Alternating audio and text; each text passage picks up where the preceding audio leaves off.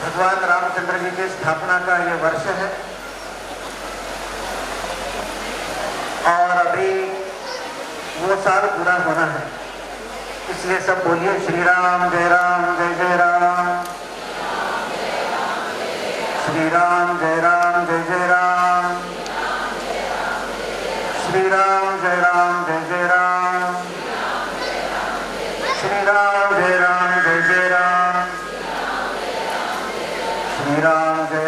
जय जय राम,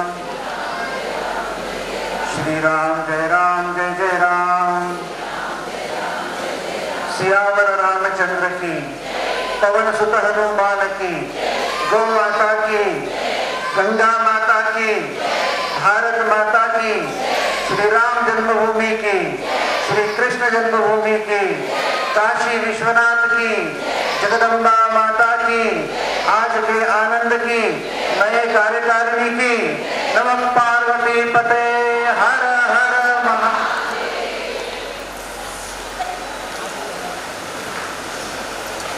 हिंदी मराठी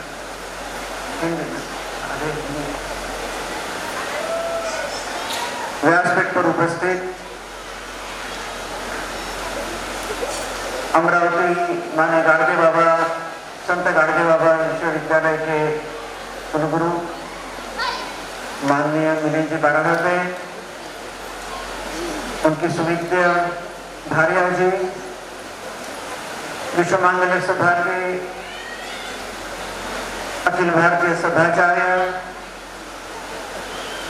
विश्व मांगल्य सभा की प्रांत की अध्यक्षा, शहर की अध्यक्षा जी, यहाँ की प्रदेश संगठन मंत्री जी डॉक्टर वसुधाताई और गायत्री जी, हम सबके जिले के सांसद पालक माननीय अनिल जी बोंडे, मेरे सम्मुख बैठे सभी मित्रवर, विश्व मांगल्य सभा की कार्यकर्ता एवं अंबापुरी की सभी शक्ति स्वरूपा माता और बहनों, आज एक ऐसे संगठन की कार्यकारिणी की घोषणा के उपलक्ष्य में, भारतीय सांस्कृतिक महोत्सव के उपलक्ष्य में, जहां पर चुनाव का घमासान पूरे भारतवर्ष में भारत माता की आन बान और शान, उसकी ऊंचाई बढ़ाने के लिए,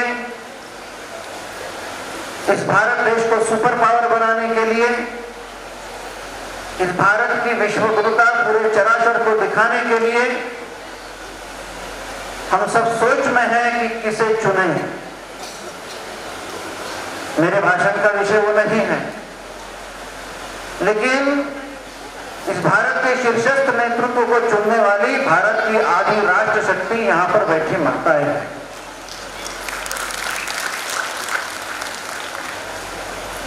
इस कारण पहले मैं ये घोषणा करता हूं, अनुरोध करता हूं कि ऐसी एक भी स्त्री भारत की ना रह पाए जो मतदान के लिए निकली नहीं। इसलिए ये संकल्प करते हैं कि भारत की संस्कृति, भारत का चुनाव भी भारत की संस्कृति है। भारत की संस्कृति की रक्षा करने वाला हर सैनिक, सेनापति, जो कोई हो, अपने अपने क्षेत्र से हम संसद में भेजने वाले हैं। और भेजने में जब सेनापति किसी समर के लिए, युद्ध के लिए दहलीज के बाहर जाता है, तो माता ही आरती उतारकर उसे प्रोत्साहित करती है, या तो जीत कर या तो बलिदान कर। ऐसी शक्ति स्वरूपा सभी माताएं, सभी बहनें मेरे सम्मुख बैठे हैं और मातृ धर्म से राष्ट्र धर्म तक इस विषय का चिंतन करने की चेष्टा हम सभी कर रहे हैं। यद्यपि विश्व मांगल्य सभा पूरे भारतवर्ष में 10 करोड़ पत्रक छपवाने वाली है। हर मां बहन अपने स्वयं के संस्कृति की रक्षा के लिए हमारे भारतवर्ष के सांस्कृतिक उत्थान और राजनयिक और राष्ट्रनयिक सभी कर्तव्यों के बूते हमारा भारत पूरे विश्व में एक नंबर का शक्तिशाली पुरुषार्थी देश बने, इसके लिए हर महिला 10 करोड़ की संख्या में भारत के मोहल्ले मोहल्ले से निकले और मतदान चुनाव के लिए सभी जनता को उद्युक्त करे, ऐसा आह्वान पूरे भारतवर्ष में हो रहा है। पहले ऐसा कभी हुआ नहीं। गैर राजनयिक कोई समाज से उठकर कोई स्त्री बगैर किसी के आह्वान के रस्तों पर और दहलीज के बाहर जाके आह्वान कर रही कि चलिए चुनाव को निकलिए और किसी को मतदान करें, जो अच्छा लगे वो भारत माँ के सपूत को आप चुनकर संसद में भेजे, ऐसा नहीं होता था। आज ये क्यों होने लगा? क्योंकि घर की माँ आज तय करने जा रही है कि मेरे भारत माता सुपुत्र कौन हो, जो तिरंगा हाथ में लेकर, दाएं हाथ में भगवा और बाएं हाथ में तिरंगा लेकर राष्ट्र और धर्म का वो जय जयकार करने वाला कौन है, ये चुनने वाली आज भारत की मां बनी है। और इसी कारण वो अधिकार सभी प्रकार का उस मां के पास है, चाहे सामाजिक दायित्व हो, चाहे गृहस्थी दायित्व हो, चाहे सांस्कृतिक दायित्व हो, चाहे वंश का दायित्व हो, चाहे कुटुंब का दायित्व हो, चाहे विश्व का दायित्व हो, हर प्रकार का दायित्व निर्वहन करने की क्षमता रखने वाली मां जब तक हिंदुस्तान के घर में जीवित है, तब तक पूरे चराचर और विश्व में संस्कृति, संस्कार, सत्य और धर्म का परचम लहराते रहेगा। ये घोषणा विश्व मंगल सभा करती है। राष्ट्र धर्म, मातृ धर्म से राष्ट्र धर्म तक, ये धर्म क्या चीज है? धर्म किसे कहते हैं? आजकल हमारे घरों में धर्म का या हमारी संस्कृति का चिंतन ही होता है। सुबह उठे तो हाथ में अगरबत्ती, धूपबत्ती और निरंजनी को भगवान के चेहरे पर उतारने वाली मां अब नहीं रही। अब उठे बराबर हाथ में ब्रश लेकर दातुन करने के बाद बाएं हाथ में मोबाइल, दाएं हाथ में ब्रश और निगाह स्क्रीन पर ऐसी मां यदि भारत में निर्माण होती रहेगी तो धर्म का वाली इस देश में कोई नहीं रहेगा। और ऐसे अवसर पे, ऐसे वातावरण में अतीत, इतिहास, संस्कृति, धर्म, परंपरा और हमारी सभी व्यवस्थाओं का चिंतन करने वाली मां इस देश में तरुणी नहीं रही, मां नहीं रही, क्योंकि आधुनिक शिक्षा के वातावरण में जहां पर दीक्षा का कोई संबंध नहीं, केवल शिक्षा प्रणाली, एजुकेशन, जिसके द्वारा पेट पालने की और प्रतिष्ठित पैकेज कमाने की व्यवस्था केवल शिक्षा संस्थाओं में रही है, जहां पर राष्ट्र के निर्माण के लिए व्यक्ति निर्माण नहीं किया जाता, जहां पर धर्म, देश, वंश, परंपरा, कुटुंब और ऐसी अवस्था 30 साल के नौकरी के लिए 27 साल पढ़ना, 30 और 27 माने 57 साल उसी में गए, लेकिन 100 वर्ष के आयु के लिए क्या सीखना, इसका ना सिलेबस रहा, न सिखाने वाले प्रोफेसर रहे, ना उसके लिए कोई इंस्टीट्यूशन रहा, ना कोई व्यवस्था रही। ऐसी अवस्था हमारे भारत देश की संस्कृति की और परंपरा की और समाज की हो चुकी है। किस आधार पर हम भारत देश के आने वाले 1000 साल की कल्पनाएं कर सकेंगे? कभी हमने सोचा है कि भारत के इस देश को संभालने वाले सपूतों का निर्माण किसने किया है? भारत को संभालने वाले संतों का निर्माण किसने किया है?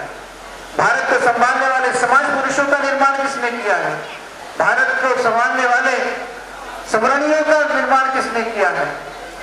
इस भारत को जितनी विजय की परंपराएं रही है, उतनी पराजय की परंपराएं भी रही है।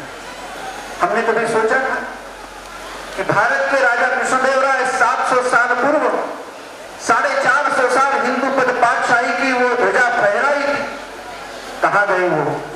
किस कारण हमने खोई? उसके बाद छत्रपति शिवाजी महाराज जो आश्वासन और आत्मविश्वास की देवता है, जो वैसे आए और भारतवर्ष का निर्माण करने की चेष्टा उन्होंने जिस हमारी परंपरा के आधार पर की, बाद में अंग्रेजों का आगमन किसने करवाया, फिर 150 साल की गुलामी किसने थोपी, क्यों ऐसा हुआ, इसका चिंतन हम नहीं करते, क्योंकि हम घर की दहलीज राष्ट्र के दहलीज के साथ नहीं जोड़ते। यदि भारत गुलाम हुआ तो हमारा संस्कृति गुलाम हुई, हमारा समाज गुलाम हुआ, हमारा हर प्रत्येक हिंदू और भारतीय नागरिक का घर भी गुलाम हुआ, और उस गुलामी के तले हमने क्या पाया, इसका चिंतन करने की क्षमता हमारे घर में नहीं रही। और इसी कारण यह डर लगता है कि भारत का कैसा होगा, हमारे वंश और कुटुंब और समाज का कैसा होगा, यहाँ की संस्कृति का कैसा होगा। जब ये डर लगता है तो कुछ प्रश्न मन में आते हैं। मैं यहाँ पर बैठे हर किसी को पूछता हूं कि वो भारत, जिस भारत के एक असीधारा वंश और कुटुंब की सांस्कृतिक धरोहर को लिए हुए, जिसमें हमारा देह जन्म लेता है, यहाँ पर बैठे हुए लोगों के वंश या कुटुंब की उम्र क्या है, मुझे नहीं लगता। यहाँ पर बैठे हुए किसी का यदि पूछा जाए, आधुनिक शिक्षा से ओतप्रोत व्यक्ति को पूछा जाए, कंप्यूटर जनरेशन कितनी चल रही है, 5वीं जनरेशन की, 6वीं जनरेशन की, 7वीं जनरेशन, तो वो बताएगा। लेकिन यदि उसे पूछा जाए जिस स्कूल में तू पैदा हुआ, तेरा बाप, तेरे दादा, तेरे परदादा, 10 महापुरुषों का उस नाम बता दे जिस स्कूल में वंश में तूने जन्म लिया, मुझे नहीं लगता यहाँ बैठे हुए कोई अपने घर के 10 पूर्वजों के नाम बताए। जिसके आधार पर शरीर है, जिसके आधार पर तंदुरुस्ती है, जिसके आधार पर ओज है, जिसके आधार पर तेज है, जिसके आधार पर आने वाले 100,000 साल के भारत की परिकल्पना हम कर सकते हैं, उसका आधार है कौन? स्कूल। उसका आधार है कौन? Collector office. उसका आधार कौन है? सांसद। उसका आधार कौन है? आमदार, खासदार। और ये चुने हुए लोग नहीं हो सकता, जिसका आधार केवल वंश है, जिस वंश में हम जन्म लेते हैं, पलते हैं, जिस वंश के असीधारा ने छत्रपति शिवाजी महाराज को जन्म दिया, जिस असीधारा ने राजा कृष्णदेव राय को जन्म दिया, जिस असीधारा ने हमें देवी अहिल्या को पाया, जिस असीधारा से हमने भगत सिंह को पाया, जिस असीधारा से आज के दिव्य प्रधानमंत्री का शरीर हमने पाया, उस वंश की व्यवस्था यदि हमने मिटा दी तो भारत की कीर्ति मिट्टी मोल कर देने का पाप हमारे सर पर आएगा। इसलिए आवश्यकता किसकी है? अमुक जी की क्या दीक्षा, बूंद बूंद से देश की रक्षा। किसी के मरने से देश की रक्षा नहीं होती। मरने वाले देह, जो देह बलिदान होता है, उसमें खून और खून में बहने वाला संस्कार और देश के प्रति प्रतिबद्धता की सुर और उसके गुण जिस वंश के डीएनए से उसमें आते हैं, उस वंश के डीएनए को संजोना महत्वपूर्ण है, और उसकी कोई व्यवस्था आज इस भारतवर्ष में नहीं रही। जिस विकास की हम बात कर रहे हैं, कोई एक व्यक्ति के, चुने हुए व्यक्ति के गांव में कोई संत जाता है, तो संत को वो चुना हुआ वहां का पार्षद कहता है, क्यों संत जी कितने साल बाद गांव में आए? मैंने 25 साल बाद। क्या था गांव में? ना रास्ते, ना लाइट, ना इंस्टीट्यूशन, ना कॉलेज, ना इंजीनियरिंग कॉलेज, ना कोई व्यवस्थाएं। आज देखो विकसित भारत की कल्पना करते करते हमने रास्ते बनवाए, हमने इंजीनियरिंग कॉलेज लाया, हमने स्कूल लाए, हमने फ्लड लाइट्स लाए, हमने व्यवस्थाएं की, आधुनिक भारत का निर्माण किया। संत उसे पूछता है, तूने क्या कमाया? कि जरूर तू बोल सकता है, लेकिन मैं अनुभव के आधार पर बोल सकता हूं कि हमने क्या कमाया। संत उसे कहने लगता है, आप बैठ मेरे पास। मैं 25 साल पूर्व इस भारत के इस छोटे से गांव में आता था, तो उस गांव में भूलाबाई के गाने चलते थे, भूलाबाई के गाने। रात 12 बजे तक पहली के पूजाबाई देवा देवा 7 दिला खंडोबा, खंडोबाच्या जागेवरी वर्षा अवस्थेचं पाणी, जसं गंगेचं पाणी, तालिया फिरते घर की तरुणिया बालिका है, रात को 12:30-1 बजे तक रास्ते पर घूमती थी। कोई डर का खौफ का माहौल नहीं था। आज 7 बजे के अंदर लड़की घर में नहीं आई कि चिंता का माहौल है। ये वातावरण हमने कमाया। पहले दारू पीने वाला व्यक्ति उसे दारूड़ा कहा जाता था, शराबी कहा जाता था, और उसे कोसते थे लोग, वो छींक कर दारू पीता था और कहीं कोने में जाके पड़ता था। गली में, हर कोई राजमार्ग पर, हर कोई खुले चौक चौराहे पर दारू के दुकान ससम्मान खुले हुए हैं और खुले आम सरेआम तुम्हारे हमारे घर के पड़ोस के लोग खुले आम दारू पीने के लिए वहां जाते हैं। हमने ये कमाया। तब आवाज और बुआ नाम के कोई मासिक आते थे, बचपन में हम देखते थे कैसे कैसे चित्र उसमें नंगे नंगे रहते थे, छिप कर देखना पड़ता था। आज सकुटुंब सपरिवार टीवी नाम के उस स्क्रीन पर पूरा नंगा नाच सपरिवार हम देखते हैं। कोई लाज नहीं, कोई लज्जा नहीं। हमने ये गवाया। पहले किसी के आंगन का पानी कहीं आता, किसी के आंगन में चला जाता तो चर्चाएं होती थी। कोर्टाची पायरी ये शब्द किसी को भय दिखाता था। आज छोटी छोटी बातों पर पड़ोस पड़ोस के समाज के एक में के चेहरे पर चेहरा डालने वाले लोग इस ढंग से अदालत का दरवाजा ठोक रहे कि जैसे दुश्मन सालों सालों से रावण राम जैसे दुश्मन परस्पर के बने हैं। ये हमने गवाया। फिर से लाइट के नीचे, रास्ते के स्ट्रीट लाइट के नीचे पढ़ पढ़ के भारत में कितने संशोधक और विद्वानों का निर्माण किया भारत। आज वो निर्माण की प्रक्रिया थम गई। भारत में संस्कार विकास हो रहे और विकास के केवल बात हो रही। विकास के साथ यदि संस्कृति विकास हुई ना, संस्कृति ओस यदि पड़ गई तो यही विनाश का कारण बनेगा। इस कारण दो चक्के हमको समर्थशाली और समान रास्ते पर समाज में, हमारे कुटुंब और वंश की असी धारा में दो चक्के समान रूप से चलना आवश्यक है। विकास और संस्कृति और संस्कार, यदि ये दोनों साथ में नहीं चलेंगे तो भारत की निर्माण की प्रक्रिया विकृत हो जाएगी, असंस्कृत हो जाएगी। ये जिम्मा किसका है? जिम्मा किसका है? ये जिम्मा केवल घर के माँ का है। माँ वो चीज है, उसे मातृ कहा जाता है। क्यों मातृ कहा जाता है? किसी माँ ने स्वयं को पूछा कि मुझे माँ तो क्यों कहा जाता है? माँ का अर्थ होता है जिसमें पूरी सृष्टि समाई जाए, उस तत्व को संस्कृत के बीच में माँ कहते हैं। जिसमें सब कुछ है। दो ही जगह गर्भ हम मानते हैं। एक गर्भगृह जहां पर रामलला की प्राण प्रतिष्ठा हो, देवता की प्रतिष्ठा हो, उस स्थान को गर्भगृह कहते हैं। दूसरा गर्भ भगवान के स्थान को छोड़कर डायरेक्ट आता है स्त्री के शरीर में, जिसे माँ कहते हैं। उस गर्भगृह में भी जीव की प्रतिष्ठा भगवान की प्रतिष्ठा की जैसी होती है।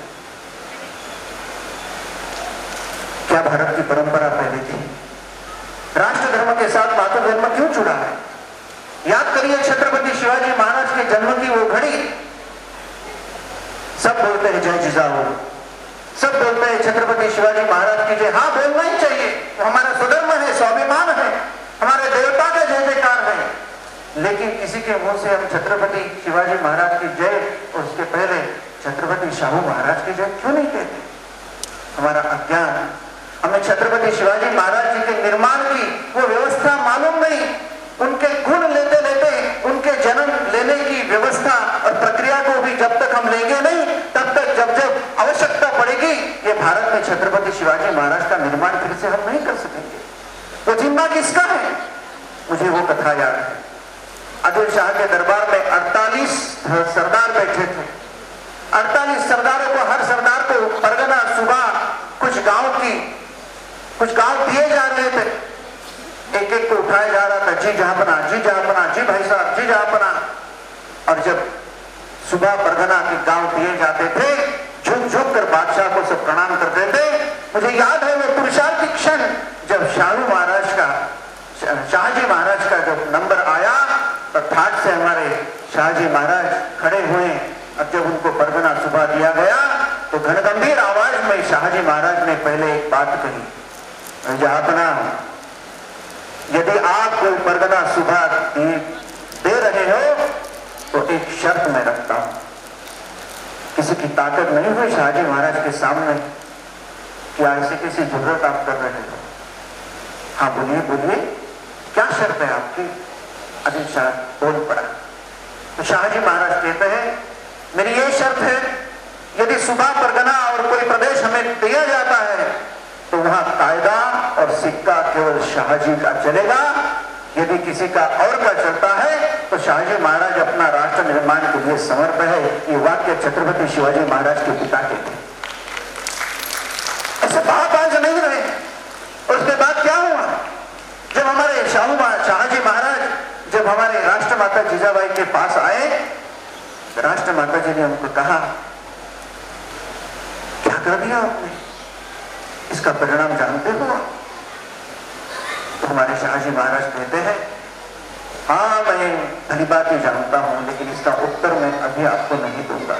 देखिए पति पत्नी कैसे थे भारत के, मैं जानता हूं। उसके बाद में परगना सुबह डिक्लेयर दिया गया और उसमें त्र्यंबकेश्वर का शिवलिंग और ज्योतिर्लिंग का प्रदेश भी शाहजी महाराज जी के पास में आया, जहां पर कुंभ मेला लगता है। कुंभ मेला लगा, शाहजी महाराज और राष्ट्रमाता जीजाबाई हर साधु संत के टेंट और कुटी पर जाकर उनको प्रणाम करते करते एक ही प्रश्न पूछते थे, मेरे देश की स्वतंत्रता के लिए, मेरे धर्मस्थली की रक्षा के लिए, माता बहनों की इज्जत की रक्षा के लिए, भारत को पुनर्वैभव प्राप्त कर देने के लिए, हिंदू पातशाही की स्थापना के लिए हमें देवता का अवतार हमारे राज्य में हमारे कोख से चाहिए, इतनी प्रार्थना हम आपको करते हैं। हर साधु संत के चरणों में जाकर ये गिड़गिड़ाए, ये प्रार्थना की।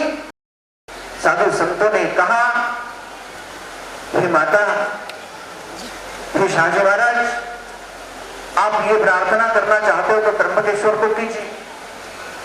दोनों पति पत्नी जाते हैं, भगवान त्र्यंबकेश्वर को माथा टिकाते हैं और उनको मानते हैं कि यदि हमारे पेट से कोई पुरुष जन्म लेता है, बालक जन्म लेता है, तो नाम आपका भवानी शंकर का नाम देंगे, और यदि लड़की पैदा होती है तो मां भवानी का नाम उसे देंगे, लेकिन राष्ट्रोद्धार के लिए आप कृपया हमारे गर्भ में आइए।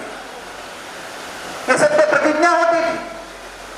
ऐसी प्रतिज्ञा जब अभिमन्यु का जन्म हुआ तो अर्जुन और उसकी पत्नी, आप पुराण पढ़िए, हिंदुओं का और भारतीय व्यक्ति का दुर्दैव यह है कि आधुनिक शिक्षा से पारंगत नए से, लेकिन उसे यदि कोई प्रश्न पूछता है आज की पीढ़ी का कि आपकी कैसी संस्कृति है, द्रौपदी को 5 पति कैसे होती है, कैसे नैतिकता की बात करते हो, तो हम ये उसका उत्तर देने में समर्थ नहीं है। हालांकि द्रौपदी के 5 पति थे ही नहीं। जरा महाभारत पढ़ी, आज का क्लोन साइंस बताता है कि एक सेल के मल्टीपल सेल कैसे किए जाते हैं, उसके आधार पर महाभारत में उसके उत्तर है। एक ही इंद्र के 5 स्वरूप द्रौपदी के सामने जब आते थे तो वो समान रूप से उनको दिखते थे। एक देवेंद्र हुआ, एक योगेंद्र हुआ, एक राजेंद्र हुआ, एक धर्मेंद्र हुआ, ऐसे 5 इंद्र थे, एक स्वयं इंद्र था, और एक ही पति के 5 स्वरूप, एक ही सेल के 5 स्वरूप। उसकी प्रक्रिया महाभारत में लिखी है, क्योंकि हम पढ़ना नहीं जानते, पढ़ना नहीं जानते। इस भारत की मां थी, वो कैसी पढ़ती थी, क्या बच्चों को बताती थी। फिर से वही उदाहरण दूंगा, और भगवान के त्र्यंबकेश्वर महाराज की कृपा से राष्ट्रमाता जीजाबाई की कोख में भगवान का अंश आया। जैसे जन्म हुआ बालक का, तो शाहजी महाराज उस बालक की ओर देख के राष्ट्रमाता जी को कहते थे कि एक प्रश्न का उत्तर जीजा हम आपको देने वाले हैं। गोद में लिए हुए शिवाजी को, उनका नाम भगवान शंकर का शिवाजी रखा। गोद में लिए हुए शिवाजी के संदर्भ में उसने twinkle twinkle little star how I wonder what you are ये नहीं कहा।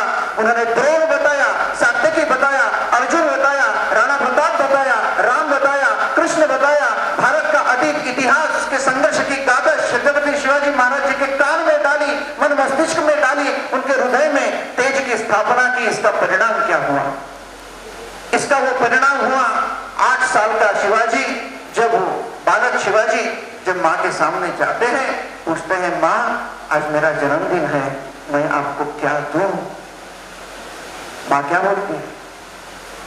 राष्ट्रमाता जीजाऊ ने कहा, शिवा देना चाहता है, सामने की खिड़की खोल। छत्रपति शिवाजी महाराज ने तब बाल्यावस्था में थे तो खिड़की खोली। मां ने पूछा, शिवा क्या दिखता है? मां किला दिखता है। किले पर क्या दिखता है? हरा झंडा दिखता है। मैंने तुझे पढ़ाया है शोधा, हरा झंडा है किसका?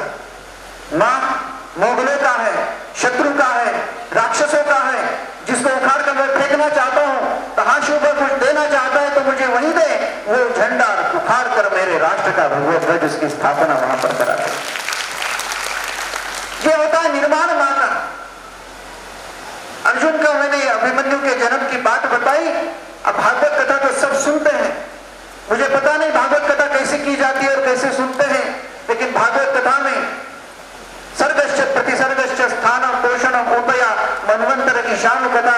निरोध मुक्तिराश्रय, ये 10 लक्षण से युक्त भागवत कथा करने वाला आज भारत में नहीं रहा कोई। क्योंकि यदि हम चाव से भागवत की कथा सुनते हैं तो पहले हमारे समझ में आएगा कि घर में संतान पैदा करने की, पुरुषार्थी संतान पैदा करने की विधि विधान की प्रक्रिया सबसे ताकत से किसी ग्रंथ में दी हुई है तो वो श्रीमद् भागवत में दी, पुराणों में दी है। लेकिन उतना छोड़कर सब बताया जाता है। राधे राधे का नाम भी नहीं है लेकिन राधे के नाम पर नाच गाना बताया जाता है। उसमें हमें एक धुन में लिया जाता है, लेकिन पुरुषार्थी धुन हमको सिखाई नहीं जाती। हमारे भारत की वो वंश निर्माण की प्रक्रिया श्रीमद् भागवत और अन्य पुराणों में लिखी है। जरा घर जाकर भागवत पुराण को उखाड़ कर खोल कर देखिए, उसमें प्रचेताओं के और स्वयंभू मनु और शत्रुपा के वंश की निर्मित जो 2 वंश केवल पूरे चराचर में विराजमान है। एक चंद्रवंश जिसमें भगवान श्री कृष्ण आते हैं और एक सूर्य वंश जिसके उद्धेता और उद्धार करता भगवान प्रभु श्री रामचंद्र है। यहाँ पर बैठा हुआ हर कोई या तो चंद्रवंशी है या तो सूर्यवंशी है। वो किसी भी आधुनिक धर्म मजहब को या समाज को अपनाया हुआ होगा, लेकिन है तो सब या तो सूर्यवंश या तो चंद्रवंश की। पहले संतान पैदा करने के लिए सोचा जाता था, तपस्या की जाती थी। To have a children is not mere qualification to be mother or father। बच्चा पैदा करना वो तो कुत्ते बिल्ली को भी होते हैं, रास्ते पर के किसी भी प्राणी को हो जाते हैं, लेकिन मनुष्य और कुत्ते बिल्ली में फर्क है। माँ तब माँ होती है जब वो पहले ये सोचती है कि बच्चा पैदा करना है, लेकिन पैदा करने के लिए वो कैसा पैदा करना है, लेकिन पैदा होने के बाद उसे देने के लिए मुझ में क्या है। जब तक एक स्त्री ये विचार नहीं करती तब तक वो मां कहलाने का अधिकार नहीं। पुरुष का भी वैसा ही है कि बच्चा यदि पैदा करना है तो क्यों पैदा करना है, और पैदा होने के बाद में उसको देने के लिए मुझ में क्या है, मेरे व्यक्तित्व में क्या है, मेरे मन में क्या है, मेरे विचार में क्या है, मेरे घर में क्या है, मेरे वंश में क्या है। जब तक ये नहीं सोचा जाता तब तक वो बाप नहीं बन सकता। अन्यथा कुत्ते बिल्ली जैसा एक प्राणी ने दूसरे प्राणी को जन्म देना, इतनी ही प्रक्रिया होगी। और यदि वैसी प्रक्रिया होगी तो भारत में फिर से संत, सैनिक, समाज पुरुष, क्रांतिकारक, छत्रपति शिवाजी महाराज, राणा, देवी अहिल्या और झांसी की रानी जैसे दिव्य पुरुष निर्माण नहीं होंगे। और इस कारण ये सोचने की आवश्यकता है कि भारत में स्त्री का पैदा किसी घर में होना, ब्याह होने के बाद बच्चे होना, इससे मां नहीं पैदा हो। पैकेज और लिया और घर में तो उम्र में आने के बाद में किसी पुरुष का ब्याह करा देना, इससे कोई बात पैदा नहीं होता। हम अनुयायी उन पांव के आदर्श लिए जो खड़े रहे, बाधाएं हमें झुका न सकी, जो संघर्षों में अड़े रहे, सर पर मंडराता काल रहे, करवट लेता भूचाल रहे, फिर अमिट हमारा नाम है, अच्छी माँ और अच्छा बाप बनना ही हमारा काम है। ये जगत का आंदोलन नहीं है, भारत का आंदोलन नहीं है, समाज का आंदोलन नहीं है, आज की आवश्यकता है। मैं ये पूछता हूं इसकी आवश्यकता क्यों है? विश्व मांगल्य सभा का ये विचार कि हर घर में तेजस्वी माँ बाप का निर्माण, ये राष्ट्र निर्माण के साथ जुड़ा हुआ मुद्दा है। 10 गाड़ियां लग गई, सभी जॉब पर लग गए, बैंक बैलेंस भरपूर है, घर में गड्डियां भरी है, घर में बहुत कुछ नौकर चाकर है। इससे एक पीढ़ी का सपना तो संजोए रखेंगे। 32 मन का सिंहासन तो हमारे राजा छत्रपति महाराज जी का था, वो हम नहीं बचा पाए तो घर का सोफा सेट क्या बचाएंगे हम लोग? हम कभी इसके बारे में सोचते ही नहीं। हमने तो स्वयं को प्रश्न पूछना चाहिए कि जिस घर में मैं पैदा हुआ, आज कितने तेजस्वी सब लोग यहाँ पर बैठे हैं। इस व्यासपीठ की गरिमा देखिए, इस व्यासपीठ के आगे कुर्सियों की गरिमा देखिए।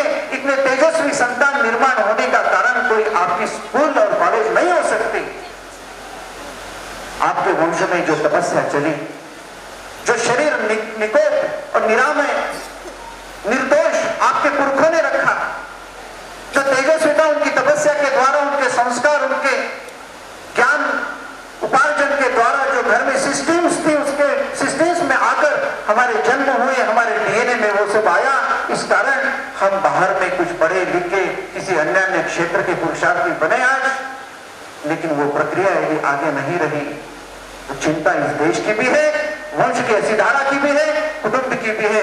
और इसी कारण किसी को मैं पूछता हूं कि आपके घर की उम्र क्या है, आपके वंश और घराने की उम्र क्या है? आप बताएंगे कि सबको 3-4 पीढ़ियां मालूम है, दादाजी की वो गढ़ी थी, फलाना गांव था, वहां पर बाड़ा है, इतना ही मुझे सबको पता है कि इससे ज्यादा हम कुछ नहीं बता पाए। लेकिन इसका उत्तर भगवत गीता के 15वें अध्याय में दिया है कि हमारा सबका मूल ऊपर है। ऊर्ध्व मूलम अधशाखा अश्वत्थ प्राहुरव्ययम छंदांसस्य पर्णानि यस्तम वेद से वेदविद। हमारे सबका मूल यदि ऊपर है और उसकी शाखा उपशाखा है। आज कोई जैन बना, आज कोई बौद्ध बना, आज कोई हिंदू बना, आज कोई सिख बना, आज कोई ईसाई बना। अरे 4500 साल से ज्यादा किसी मजहब की उम्र नहीं है इस दुनिया में। केवल यही जिनको सनातन कहा जाता है, उनका महाभारत का काल अभी 5200 साल पूर्व है। उसके पूर्व भगवान रामचंद्र 9 लाख साल पूर्व हुए। उनकी 21 लाख वर्ष तक उनकी वंश की असीधारा चली, तब से चले आए हुए। कौन से ईसाई, कौन से बुद्ध, कौन से अन्य धर्म के लोग, अरे सब हम भाई भाई, एक कुल के, एक देश के और एक ही संस्कृति समाज के पहले थे। और सब में तेजस्विता आई। भला ही वो हमारे सिद्धार्थ गौतम बुद्ध रहे, एक तेजस्विता को लेकर गए। भगवान महावीर रहे, तेजस्विता को लेकर भगवान का आविष्कार इस नाते हुए प्रकट हुए। भगवान शंकराचार्य भी हुए और वो असीधारा परंपरा को धर्म की थी।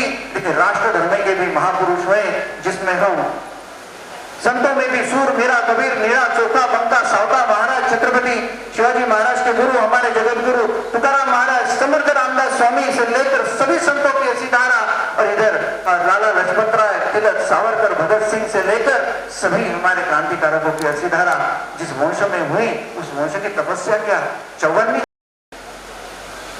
क्यों नहीं हम ये सोचते कि इस भारत को विजय की परंपरा वैसे पराजय की परंपरा है। खुदा न खास्ता ऐसे ना हो जाए, भगवान की वो कृपा हम न बोल ले, ऐसा कुछ ना हो जाए कि भारत को फिर से वो मुंह देखना पड़े। कभी सोचा था छत्रपति शिवाजी महाराज जी के समय पर लोगों को लगता था कि हमें भगवान मिल गया, कभी परतंत्र नहीं आएगा, परचक्र नहीं आएगा, लेकिन 150 साल की अंग्रेजों की गुलामी हमने मोल ली। पता है अंग्रेजों ने जब भारत छोड़ो कहने के बाद भारत छोड़ना पड़ा, यहां बैठे हुए किसी एक का भी घर छूटा नहीं होगा जिस घर से किसी ना किसी ने भारत की स्वतंत्रता के आंदोलन में सहभाग ना लिया होगा। लेकिन ऐसा भी है मोहम्मद शाह गजनवी, उनके काल में इसमें बैठे हुए एक का भी घर नहीं होगा जिस घर की माता भगिनी पर अत्याचार उस समय नहीं हुआ होगा, ना इज्जत उसकी लूटी नहीं गई होगी। चूल्हों की रेती लाल हो चुकी थी और वहां से प्रेतों पर बलात्कार करते करते महाराष्ट्र से लाखों महिलाएं खींच कर ली गई थी, और उनसे भी जो बचे उनको खींच कर अपने खेमे में धोकर और खींच खींच कर ले लिया गया। जहां आज उज्बेकिस्तान बसा है, उज्बेकिस्तान के हर घर की स्त्री हिंदू वंश की स्त्री है, जो आज भी प्रतिज्ञा करती है, घर में तुलसी लगाती है और रोज की प्रार्थना का समय होने के बाद में बच्चों को कहती है कि ये जो दिशा है ना, इस दिशा में एक देश है, वहां से इस घर की लक्ष्मी आई थी, वहां पर फिर से हमें जाना है। कोई एक घर छूटा नहीं। लेकिन पश्चाताप इस बात का आता है कि हमारे घर की उम्र लाखों करोड़ों साल की है। ये हमें सोचना चाहिए। पहले बीज था करके आज ये वृक्ष है, आज ये वंश है, आज ये हमारे शरीर है। लेकिन यहां पर बैठे हुए हर किसी को मैं एक सवाल पूछूंगा, आज से 100 साल बाद अपना घर इतना ही तेजस्वी और ऐसा ही रहेगा, इसकी गारंटी यहां बैठे हुए सब देते हैं क्या? नहीं कह रहे सभी। तो घर का सत्यानाश करने के लिए हम पैदा हुए क्या?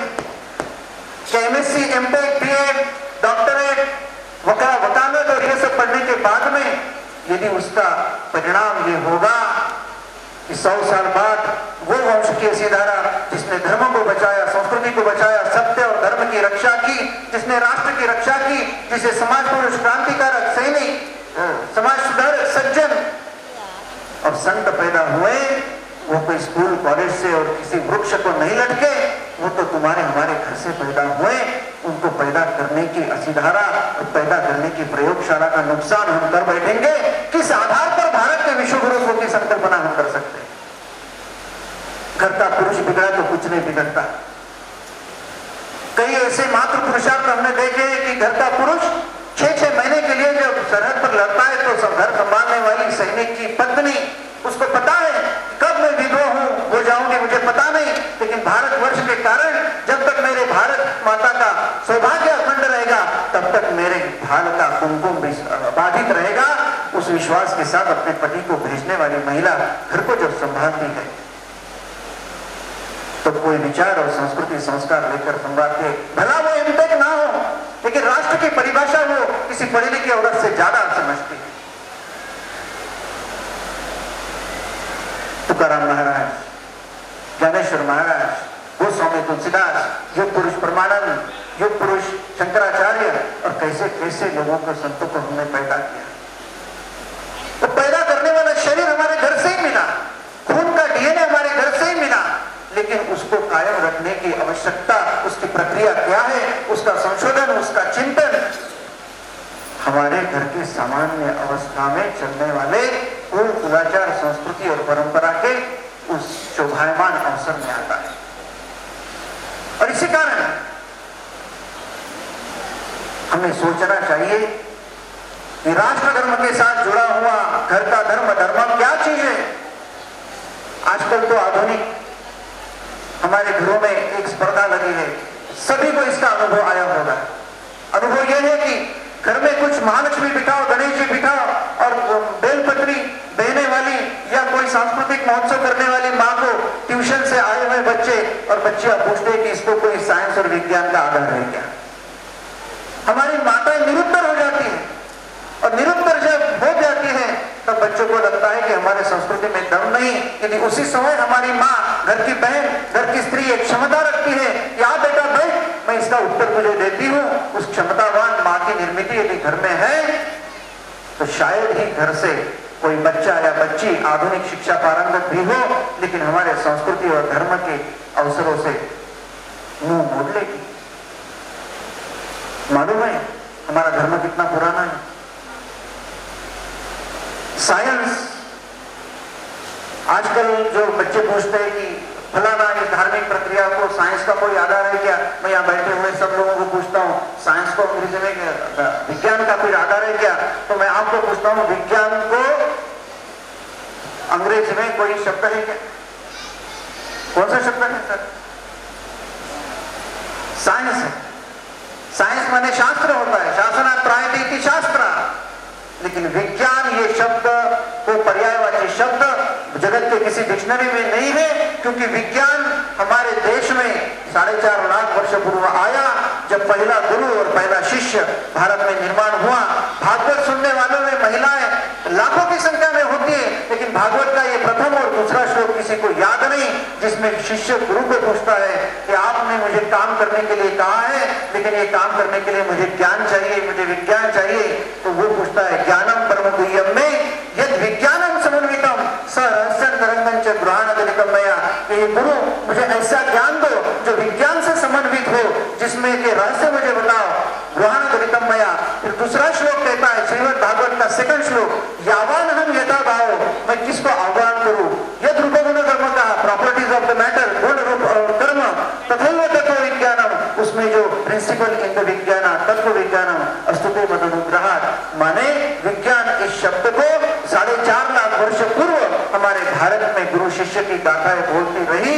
उस गाथाओं का चिंतन घर घर में होता था, इसलिए घर घर में वैज्ञानिक बगैर पाठशाला, बगैर यूनिवर्सिटी में जाए हुए निर्माण हुआ करते थे। लेकिन इसका उत्तर देने की क्षमता माओ में नहीं रही। इधर एमफिल, एमटेक, एमएस सब है। कैसे मनुष्य का निर्माण कर रहे हैं। मुझे तो कई विदेश के फोन आते हैं, गुरुजी छाती दुख रही, गुरुजी पीछे दुख रहा, क्या हुआ, कहाँ दुख रहा है? तो बोले वो नहीं क्या जिसको माकड़ हार बोलते हैं उसके ऊपर नीचे कुछ तो भी हो रहा।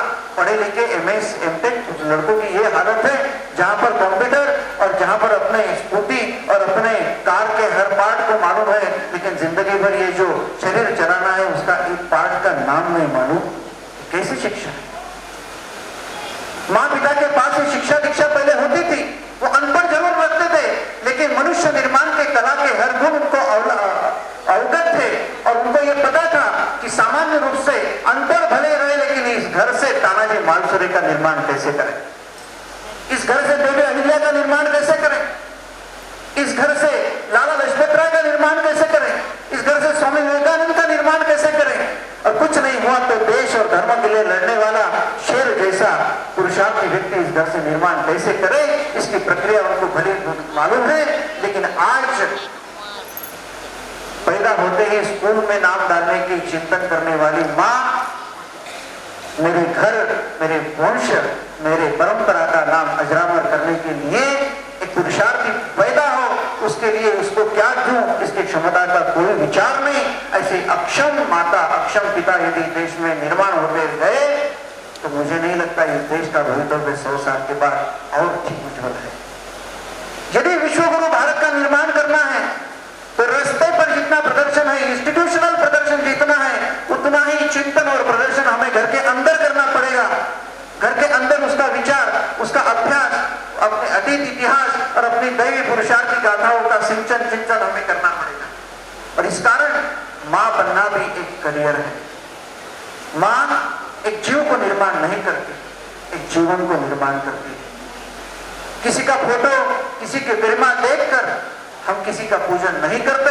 व्यक्ति के अंदर उसका जो चरित्र है उसका पूजन हम करते हैं। उस चरित्र का निर्माण करने वाली मां आज घर घर में दिखती नहीं।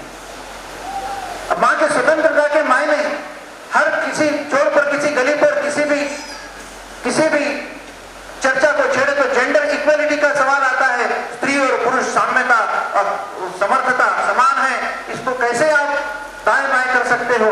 लेकिन उनको क्या मालूम, छत्रपति शिवाजी महाराज जब मुगलों से खजाना लूट कर लाते थे तो पहले घर में आने के बाद में अपने कोषागार में रखते समय बोलते थे, माँ जिजाऊ को बोलते थे, माँ मैंने जो सोना लूट कर लाया है ना, वो सोना केवल उपभोग के लिए नहीं, वो उपयोग के लिए है। तो उसका सर्वोच्च योग है मेरे हिंदुस्तान में बसने वाले हर विधवा स्त्री और अविधवा स्त्री कोई भी रहे, उनके गले में मैं इस सोने का मंगलसूत्र देखना चाहता हूं जो शाश्वत और अबाधित रहने वाला होगा। हर कोई के लिए, किसी भी चीज के लिए उद्देश्य हुआ करता था।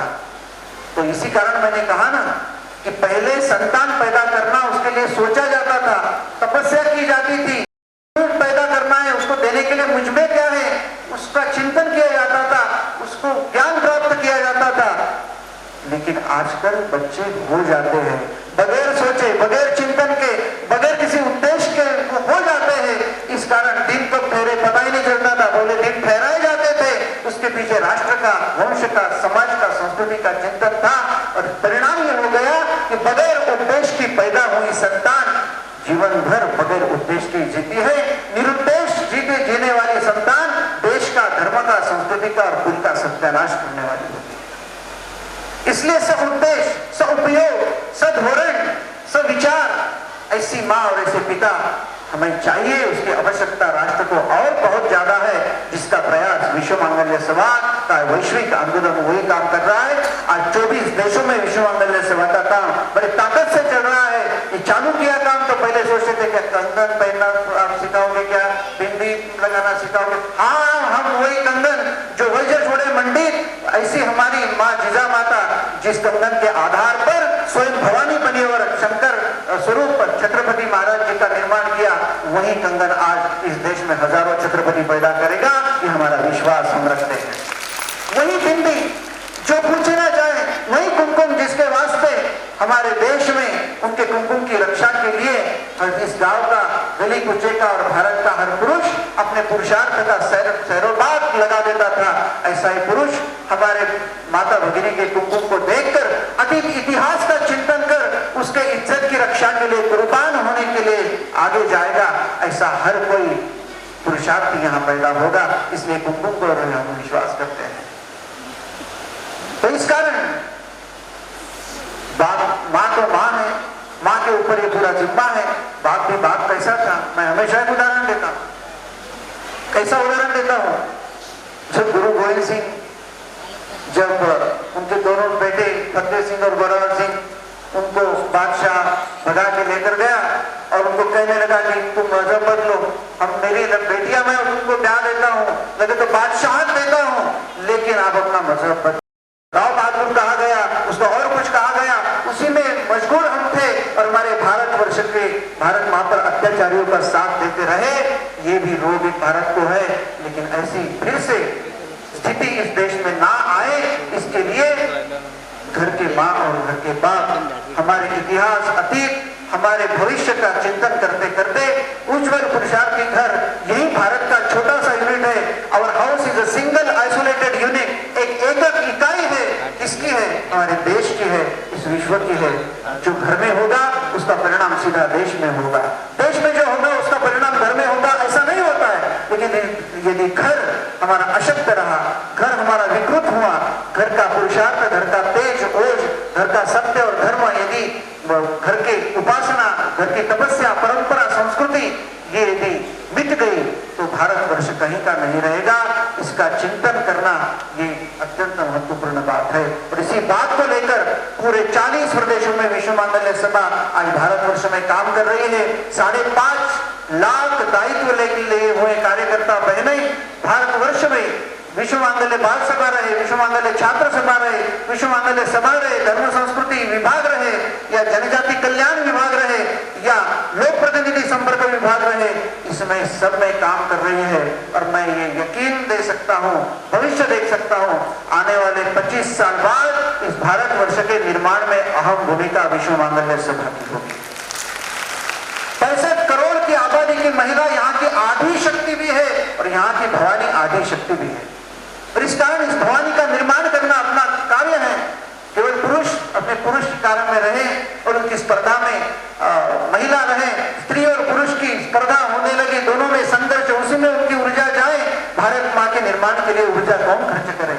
भारत के तेज को साकार करने के लिए ऊर्जा का संपादन कैसे करे?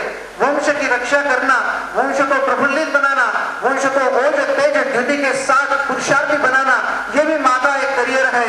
मैं दिल्ली लांग कर जब नववधु होकर बहू होकर जाती हूँ तब मैं ये संकल्प क्यों नहीं करती, आने वाले 50 साल में मेरे कोख से निकलने वाले बच्चों में से एक बच्चा मैं राष्ट्र के लिए और वंश के समृद्धि के लिए ऐसे समर्पित करूंगी कि मेरे भारत माँ की रक्षा के लिए मेरे घर का एक अपत्य मैं देने वाली हूँ। इसी प्रतिज्ञा करने वाली राष्ट्रभक्त माँ हर घर में होनी चाहिए। और ऐसा चिंतन, जिस चिंतन से हम छूटे जा रहे हैं, वो चिंतन ऐसा ना हो कि विश्व गुरुत्व का ख्वाब देखने वाले हम सभी आजकल बोर्ड लगे हैं ना, कुछ भी करना है चलो घर के बाहर, कहीं सभागार में प्रदर्शन करना है, रास्ते पर, किसी पुतले के पास, किसी गार्डन में, लेकिन चलो घर के अंदर ये उल्टा प्रवाह भी करने की आवश्यकता है। घर के अंदर भी एक कार्य क्षेत्र है, घर के अंदर भी एक प्रयोगशाला है, घर के अंदर भी मैं ससुरे साम्राज्ञी भव ये कहा जाता है। जब वो उसका ब्याह किया जाता है तो तेरे ससुराल के घर में तेरा साम्राज्य है, और कितना भी कमाकर सैनिक या सरदार या राजा कमाकर आता है तो घर के कोठी में उसको लाकर तेरे चरणों में रखता है। जिसका विनियोग कैसा करे इसकी शिक्षा दीक्षा देने वाली तू ही घर की साम्राज्ञी हो। इतना बड़प्पन जिस देश की माँ को दिया गया है, जिस स्त्री को दिया गया है, उसमें अबला ये शब्द कहां से आता है? तो अपने समर्थ स्वामित्व का, अपने ताकत का, अपने पुरुषार्थ का बोध कराने का कोई संगठन के द्वारा या कोई संस्था के द्वारा या कोई ऐसी व्यवस्था नहीं थी।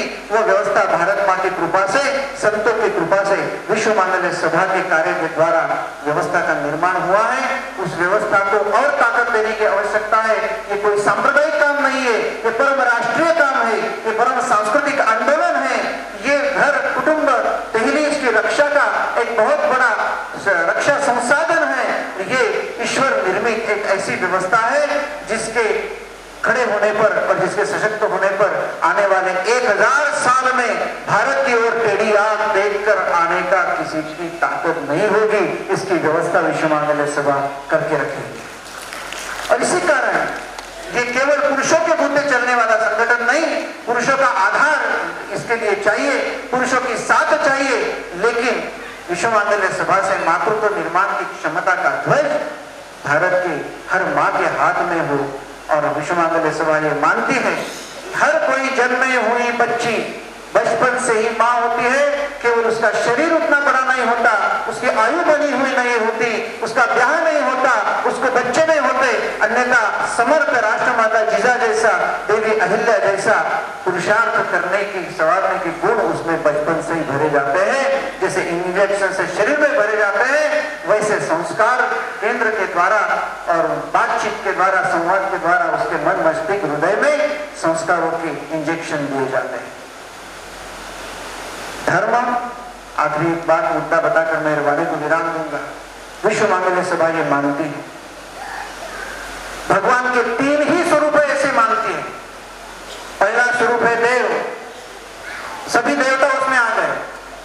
दूसरा भगवान का स्वरूप है देश, और तीसरा भगवान का स्वरूप है धर्म।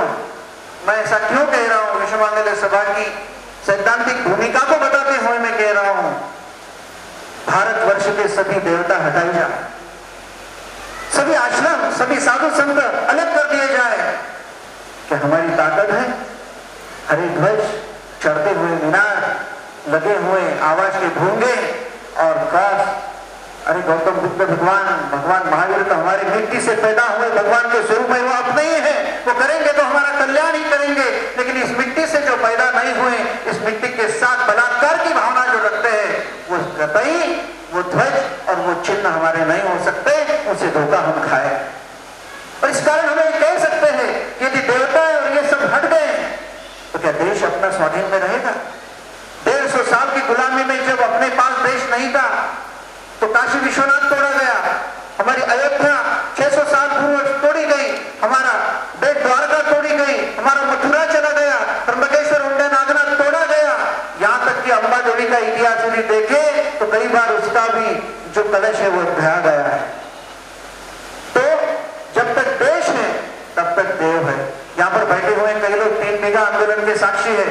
कुछ हमने विद्यार्थी दशा में थे तब 3 बीघा 111 स्क्वायर किलोमीटर का 1111 स्क्वायर किलोमीटर का प्रदेश बगैर पूछे 1 रुपया प्रति वर्ष भाड़े से बांग्लादेश को दिया गया। किसको पूछकर दिया गया? परिणाम क्या हुआ? 6 साल केवल बाद वहां एक भी न संत रहा, न आश्रम रहा, न देवतालय रहे। आज वहां की जर्जर अवस्था देखने लायक बनती है। देश नहीं रहा तो देव नहीं रहते, देव नहीं रहा तो देश नहीं रहते। इस कारण देव और देश की ताकत एक है, मायने एक है, स्वरूप एक है।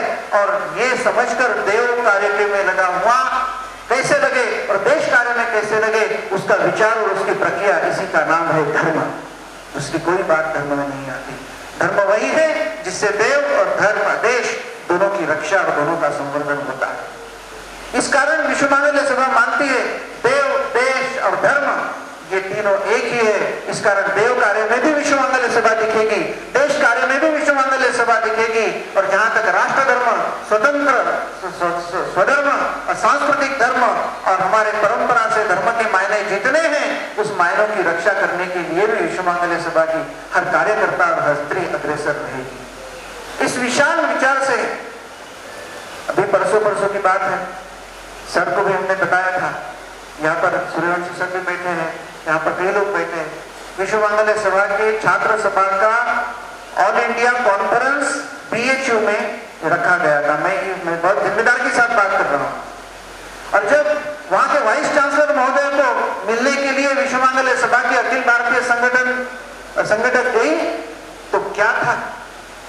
भारत के साथ संस्कृति की बात, इस टैग लाइन को लेकर जब विश्व मांगल्य सभा की ऑल इंडिया कॉन्फ्रेंस वहां पर रख जाने के लिए वाइस चांसलर से मिला गया तो उन्होंने पहला वाक्य कहा कि भारत के साथ संस्कृति की बात, इस वाक्य का मैं विरोध करता हूं और आप ये अभी से मैं बोल देता हूं कि आपको भारी मेरे विरोध के साथ यहाँ पर कॉन्फ्रेंस होगी तो होगी, अन्यथा कैसी नहीं होगी इसका ही विचार मैं पहले करूं। बनारस हिंदू विश्वविद्यालय की यह हालत आज की अवस्था में, जहां पर JNU में नारे लगते हैं कि भारत के टुकड़े होंगे, ऐसे लोग यदि यहाँ पर भी पलेंगे तो देश की अवस्था कैसे होगी? तो हमारे विश्व मांगल्य सभा का डेलीगेशन वहां पर गया और उनको कहा ऐसा है प्रिंसिपल वाइस चांसलर सर, तो हमारी भी बात सुन लो। आपके घोर विरोध के बाद पूरे भारतवर्ष के स्टूडेंट्स यहाँ पर आएगी और यहीं पर कॉन्फ्रेंस करेंगी भारत के साथ संस्कृति की बात, और उसमें आपको शरीक होने के लिए जबरदस्ती आना पड़ेगा, ऐसा हम वादा करके जाते हैं। ये भारत की आज भी अवस्था है। आप सोचो ऐसे इंस्टीट्यूशंस में पढ़ने वाले छात्रों की अवस्था क्या होगी, क्या बनेंगे। हम बड़े बीएचयू में हमारे लड़के पढ़ते बीएचयू में, लेकिन बीएचयू में अवस्था ऐसी है कि मैंने अभी का उदाहरण आपको दिया है। हर क्षेत्र में काम करने की बहुत आवश्यकता है। इसलिए इन सभी का विचार करते करते एक पुरुषार्थी, एक विशाल महिलाओं का, छोटी बच्ची से लेकर बूढ़े महिला तक पूरी आयु की महिलाओं के लिए देव, देश और धर्म, संस्कृति, विरासत, परंपरा, अतीत, इतिहास और रोज तेज और सामर्थ्य से पुरुषार्थी माता का निर्माण, यदि माता है और पुरुषार्थी बने, यदि बेटी है तो पुरुषार्थी माता बनाए, और यदि अभी अभी माता बनी है तो पुरुषार्थी माता के क्या गुण होते हैं उनको सिखाने की व्यवस्था करे। इसके लिए कोई संगठन नहीं था, वो संगठन भारत माता की कृपा से अभी निर्माण हुआ है। और मैं आशा नहीं, मैं ये देख रहा हूं ईश्वर साक्षी कि आने वाले 25 साल के बाद भारत निर्माण की प्रक्रिया में टक्कर के साथ, ताकत के साथ और भगवान के पूर्ण कृपाशीर्वाद के साथ अहम भूमिका निभाने वाला जन संगठन विश्व मांगल्य सभा होगा। इतना ही नहीं, आज 25 देश में, यूरोप में, अमेरिका में, कनाडा में, जर्मनी में विश्व मांगल्य सभा पूरी ताकत से काम में लगी है।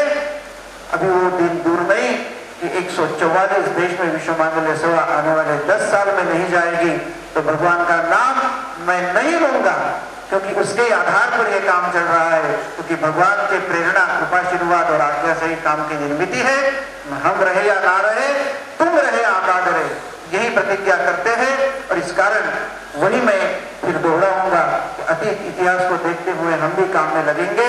हम अनुयायी उनपाओं के आदर्श लिए जो खड़े रहे, बाधाएं हमें झुका न सकी, जो संघर्षों में अड़े रहे, सर पर मंडराता काल रहे, करवट लेता भूचाल रहे, फिर अमिट हमारा नाम है। अच्छे माँ बाप निर्माण करना ही हमारा काम है। हम नई चेतना की धारा, हम अंधियारों में उजियारा, हम उस बयार के झोंके हैं जो हर ले सबका दुख सारा। वरनाए शूर मिले तो क्या, पथ में अंगार मिले तो क्या, जीवन में कहाँ विराम है। अच्छी माँ और अच्छा बाप और अच्छा घर निर्माण करना ही हमारा काम है। इसी प्रतिज्ञा के साथ आज घोषित हुए सभी कार्यकारिणी के सदस्यों का अभिनंदन करते हुए और एक विशाल राष्ट्र कार्य की ओर अग्रसर होने के लिए उनके पुरुषार्थ के लिए उनको बधाई देते हुए यहाँ पर बैठे हुए सभी सज्जन पुरुषार्थी जन आपकी अपेक्षा इस काम के लिए सहयोग इस नाते करते हुए मेरे वाणी को विराम देता हूँ। जगदम्बा माता की जय, भारत माता की जय।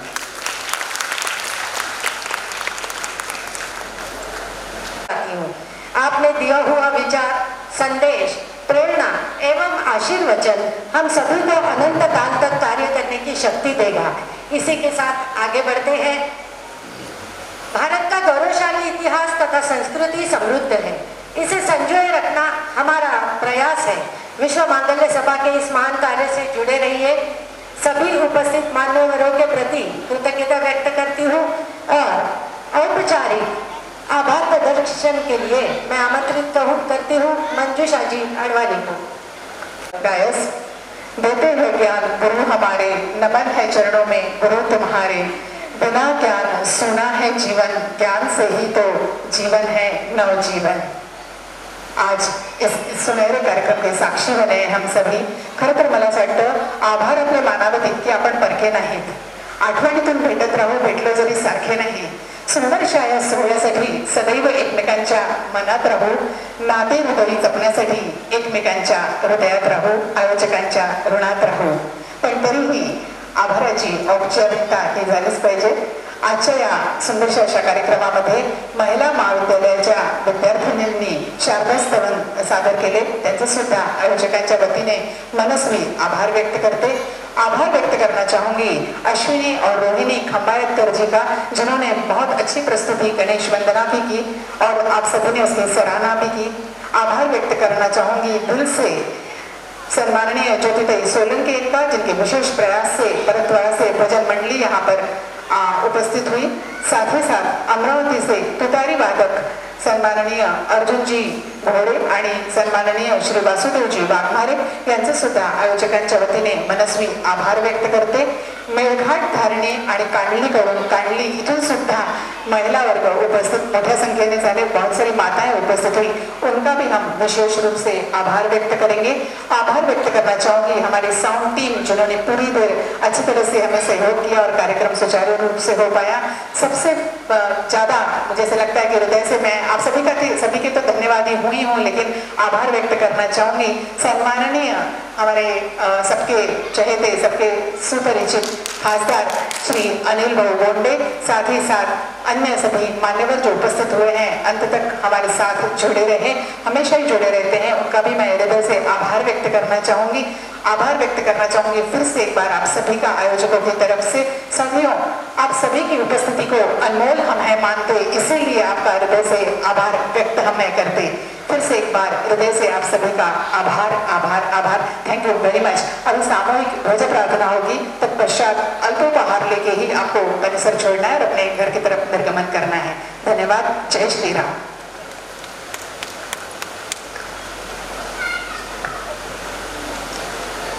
सूची में मंच पर विराजमान अतिथि परम पूज्य स्वामी जितेंद्रनाथ जी महाराज, परम पूज्य माता जी, कुलगुरु doctor Barahate sir, doctor Shweta madam तथा सभी पदाधिकारियों का मैं आभार व्यक्त करती हूँ और उन्हें अनुरोध करती हूँ कि वो ध्वज प्रार्थना त्वचा जयघोष के लिए अपने स्थान पर खड़े रहें।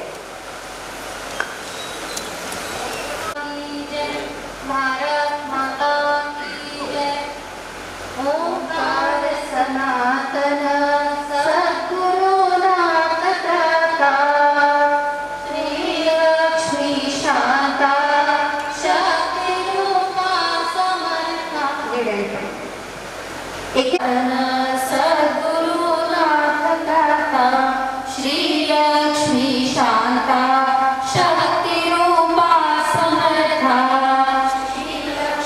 शांता शक्ति रूपा समर्था, जननी जगन्माता राजरानी।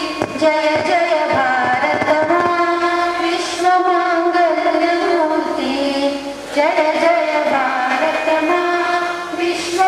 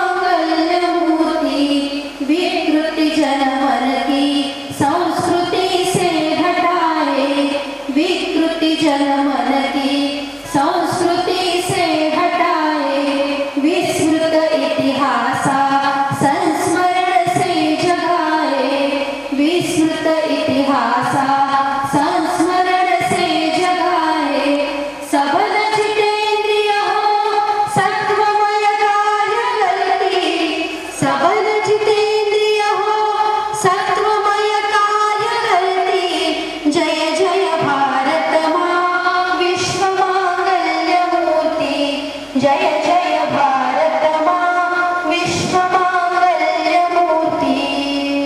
जय घोष देऊया। जय हो भारत भारतीय संस्कृती चिरायू हो, वैश्वदेवता प्रसन्न हो, निसर्ग सृष्टि समृद्ध हो, सबका सब पर प्रेम हो। भारत माता की जय हो, गौ माता की जय हो, जगदम्बा माता की जय हो, सद्गुरुनाथ महाराज की जय। सुंदर संचलन सुगंधा देशमुख यांनी केलं. मी गुरुजींना विनंती करते की तिला पण एक इतकं सुंदर संचलन केल्याबद्दल आशीर्वाद द्यावा.